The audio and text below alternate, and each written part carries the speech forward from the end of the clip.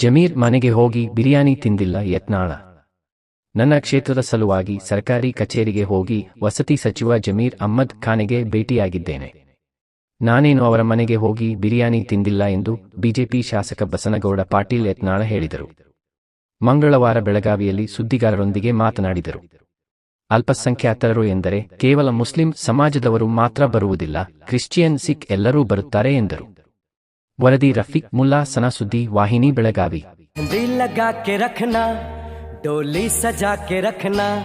ಶುಭ ಸಮಾರಂಭಗಳಲ್ಲಿ ಮಹಿಳೆಯರಿಗೆ ಇಷ್ಟವಾದಂತಹ ಅದ್ಭುತ ಕಲೆ ಉಳ್ಳಂತಹ ಮೆಹಂದಿಯನ್ನು ನಿಮ್ಮ ಹಸ್ತಗಳಿಗೆ ಹಾಕಲಾಗುವುದು. ಸಂಪರ್ಕಿಸಿ ಸ್ಫೂರ್ತಿ ಕಾಟವೆ. ದೂರವಾಣಿ ಸಂಖ್ಯೆ 9620051602. ಕೆಲವೊಂದು ಕ್ಷೇತ್ರದಲ್ಲಿ ಜಾಸ್ತಿ ಅದಾರೆ, ಕೆಲವೊಂದು ಕಡೆ ಜೈನ ಸಮುದಾಯ. ಇವತ್ತು ಉಡುಪಿ ಕ್ಷೇತ್ರದಲ್ಲಿ, ನಮ್ಮ ಕಾರ್ಕಳ ಕ್ಷೇತ್ರದಲ್ಲಿ ಜೈನ ಸಮುದಾಯ ಜಾಸ್ತಿ ಅದಾರೆ.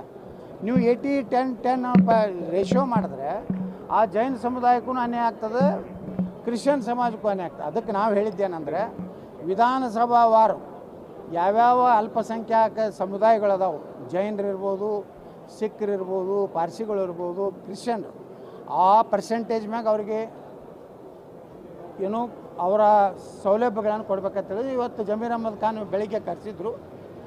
ಅವರ ಎಲ್ಲ ಅಧಿಕಾರಿಗಳು ಬಂದಿದ್ದರು. ನಾವು ಹೋಗಿದ್ದೆ ಅವ್ರ ಕಚೇರಿಗೆ, ಸರ್ಕಾರಿ ಕಚೇರಿಗೆ ಹೋಗಿದ್ದೆ. ನಾನು ಮನೆಗೆ ಹೋಗಿಲ್ಲ, ಹೋಗಿ ಅಲ್ಲೇನು ಬಿರಿಯಾನಿ ತಿಂದಿಲ್ಲ. ನಾವು ಹೋಗೀನಿ. ನನ್ನ ಕ್ಷೇತ್ರದ್ದು ಒಂದಿಷ್ಟು ಮನೆಗಳು ಅವರು ಡಿಲೀಟ್ ಮಾಡಿದರು. 1285 ಮನೆ, ಅದನ್ನು ಪುನರ್ ಇದು ಮಾಡಬೇಕಂತೇಳಿ ಪತ್ರ ಕೊಟ್ಟಿದ್ದೀನಿ. ಇನ್ನು ಬಿಜಾಪುರನಾಗ ನಮೋ ನಗರ ಅಂತೇಳಿ ಸುಮಾರು 1493 ಮನೆಗಳು ರೆಡಿ ಆಗ್ಯಾವ.